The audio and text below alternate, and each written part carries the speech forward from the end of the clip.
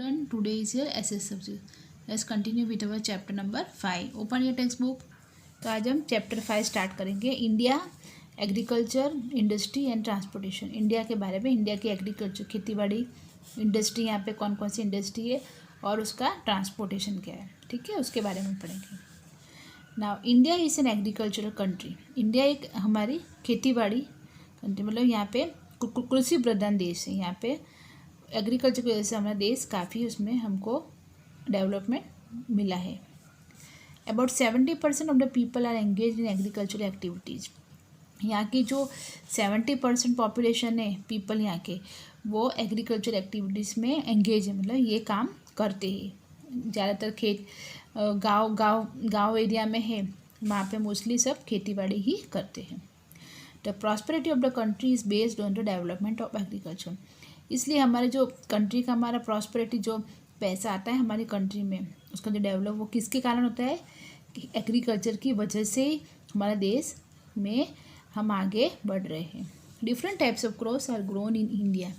बहुत सारे types of grown अलग अलग यहाँ पे क्रॉप्स मतलब ग्रो किए जाते हैं. Crops grown are useful either for food और for industry.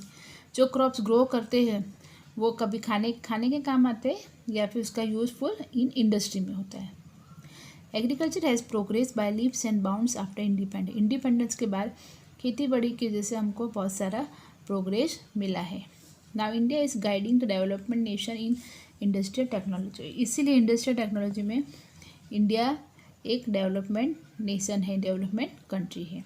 Dear student, you already studied about Gujarat agriculture in industry and transportation in standard 6. हमने ऑलरेडी गुजरात के बारे में लास्ट ईयर पढ़ा था, याद है ना आपको सबको. Now we will study about agriculture.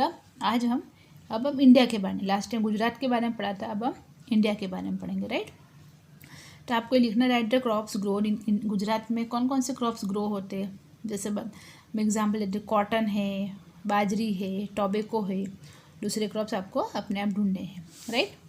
Now right the industries. Gujarat में कौन कौन सी इंडस्ट्री होती है, केमिकल, फर्टिलाइज़र, इस तरह से आपको लिखने, ठीक है. Now agriculture in India. India में खेतीबाड़ी कैसी होती है. नॉर्मल और अनइरिगेटेड एरिया एग्रीकल्चर. नॉर्मल खेतीबाड़ी या अनइरिगेटेड में ज़्यादा पानी नहीं होता वहाँ पे, इस तरह से. The agriculture which is dependent on monsoon is called normal और unirrigated agriculture. The crops are as follows. जो खेतीबाड़ी जो पानी मानसून के लिए डिपेंड होती है उसको क्या बोलेंगे, नॉर्मल एग्रीकल्चर या फिर अनइरिगेटेड एग्रीकल्चर, राइट. उसमें कौन कौन से क्रॉप्स आते हैं, क्रॉप्स तो क्या, सोरगम और मिलेट. सोरगम मतलब क्या, ज्वार, और मिलेट मतलब बाजरी. Millets are grown in arid region. Arid region में ये मिलेट ग्रो होती है. मिलेट यानी बाजरी जो बनाते हैं, बाजरे के रोटले बनाते हैं हम लोग, है ना. आपके घर बनते होंगे विंटर में तो अभी बहुत, ठीक है. तो sorghum is grown in Madhya Pradesh, Maharashtra, Rajasthan, Gujarat, Karnataka, Andhra Pradesh and Tamil Nadu. Sorghum मतलब बाजरी, ये सब स्टेट में हमको इसका ग्रोथ होता है. मिलेट कहाँ पे होता है. Millet is grown in Rajasthan, Gujarat, Maharashtra, Haryana, Uttar Pradesh. Rajasthan is the largest producer of bajra in India. वो सबसे ज़्यादा बाजरे का प्रोडक्शन कहाँ पे होता है, इंडिया में, राजस्थान में, राइट. ओके, देखो अब नेक्स्ट पेज में ये आपको मैप दिखेगा देखने का इंडिया का, ठीक है. और इंडिया के मैप में यहाँ पे ये की है, इसमें सब पिक्चर वाइज बताया है और कौन कौन से क्रॉप्स कहाँ होते हैं एरिया वाइज, वो आपको पता चलेगा.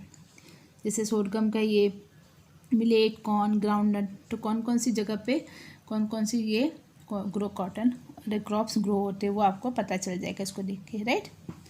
Now turn the page. ना उसके बाद है कॉर्न यानी क्या, मक्काई. पता है ना, मक्काई तो खाते हो ना आप लोग. Corn is used as grain as fodder for animals. ये हम ग्रेन की तरह भी खाते हैं, मक्काई के रोटले भी खाए जाते हैं गाँव में, और एनिमल्स के लिए भी इस तरह ये फोडर किया जाता है, मतलब ये भी उनका एनिमल्स को खाने के लिए दिया जाता है. It is mainly grown in Karnataka, Uttar Pradesh, Bihar, Andhra Pradesh, Telangana and Madhya Pradesh. ये सारे स्टेट्स में कॉर्न ग्रो होते हैं.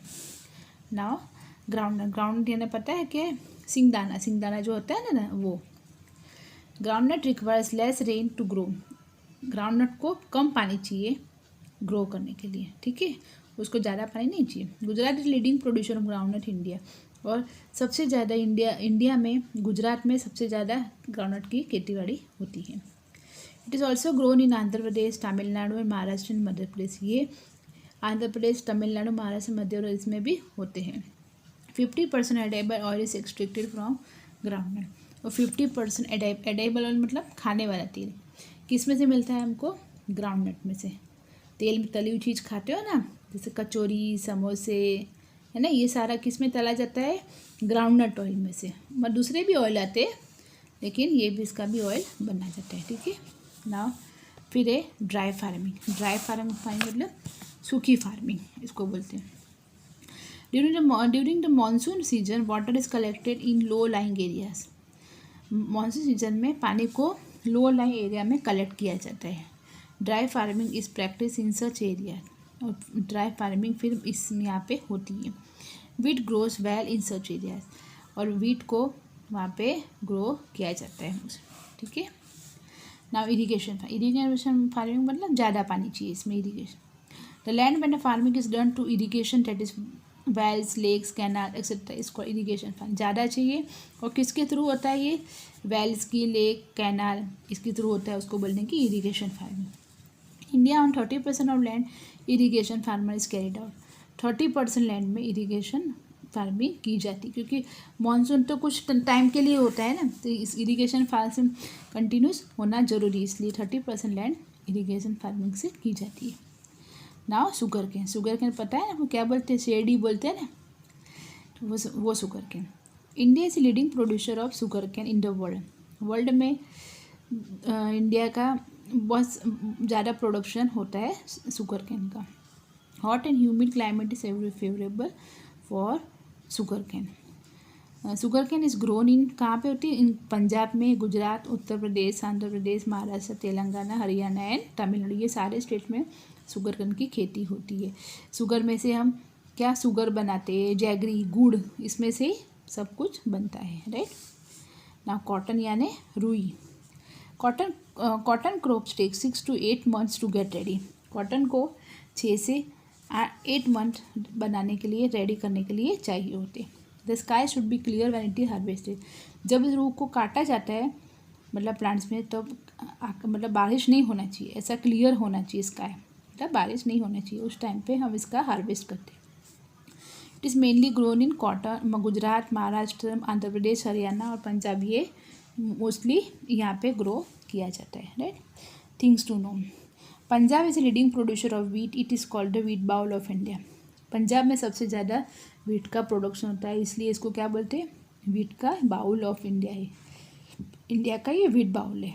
Beside Punjab it is grown इन, और कहाँ, और दूसरी जगह हरियाणा, उत्तर प्रदेश, बिहार, राजस्थान, गुजरात, महाराष्ट्र, कर्नाटक में भी वीट का मतलब क्रॉप्स ग्रो करते हैं। Bhalia wheat of Bhal region of Gujarat is famous. Bhalia गेहूँ के नाम के ये भी गुजरात के फेमस है। Oil is extracted from cotton seeds, it is called cotton seed oil. Oil को कॉटन सीड्स में भी निकाला जाता है, ये कॉटन से, और उसको क्या बोलते हैं? कॉटन सीड ऑयल, मतलब कपासिया तेल। तो आपके घर कपासिया तेल भी यूज़ करते हैं सब लोग, तो आपने अपना मम्मी से पूछना, मम्मी हम कौन सा तेल यूज़ करते हो, तो आपको पता चलेगा। कोई कपासिया का होते, कोई अब तो आजकल बहुत अलग अलग तेल भी आ गए, कोई सिंग तेल यूज़ करता है, राइट, उस तरह से। Next page. ना जूट तो पता ही आपको है ना, जूट की से डेकोरेशन की चीज़ें भी बनाते हैं, और जूट के वो थैले आते हैं, गेहूँ चावल बने रहते हैं उसको, तो that is called jute. Jute के बैग बनते हैं, कपड़े भी बनते हैं, ठीक है, तो उसको जूट बोला जाता है। Jute crops takes 8 to 10 months to get ready. ये क्रॉप को 8 से 10 महीने लगते हैं रेडी करने के लिए। The harvested stems of the jute fibre is first tied together and soaked in water to soften. Jute mostly नदी के आसपास ही उसको ग्रो की जाती है। उसको काटने के बाद जूट फाइबर को पहले टाइट टुगेदर, सबको टुगेदर बांधा जाता है, वो पानी के अंदर उसको रखा जाता है क्योंकि वो सॉफ्ट हो जाए, राइट।